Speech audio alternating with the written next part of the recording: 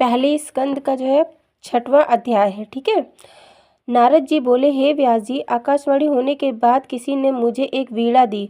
उस वीणा को लेकर मैं हरि गुणगान करने लगा। उस समय मैं अपने मन में सोचा करता था कि प्रभु ने मुझे दूसरे जन्म में पुनः दर्शन देने के लिए कहा है।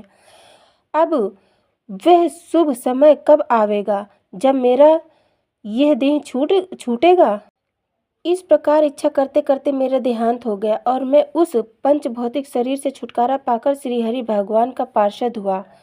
कल्प के अंत में जब श्री नारायण प्रलय के जल में शेष शैया पर शयन करने लगे, तब ब्रह्मा जी भी शयन करने की इच्छा से उनके हृदय में प्रवेश करने लगे।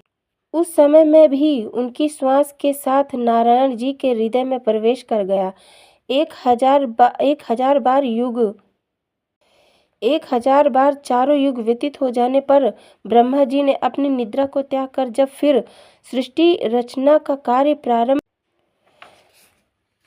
प्रारंभ किया, उस समय उनके अंगूठे द्वारा मारीची, अत्रि, अंगिरा आदि ऋषियों के साथ ही मेरा भी जन्म हुआ। हे व्यास जी, इस प्रकार त्रिभुवन पति की कृपा से मैं पितामह ब्रह्मा जी का पुत्र कहलाया और मुझे अपने पिछले जन्म का सारा वृत्तांत स्मरण रहता आया। फिर मैं वैकुंठनाथ के दर्शनों की अभिलाषा के कारण दिन रात हरि भजन करता रहा। अब उस हरि कीर्तन का यह फल है कि मैं जिस समय भी श्री नारायण जी का स्मरण करता हूँ, उसी समय वे परम दयालु प्रभु मुझे दर्शन देते हैं।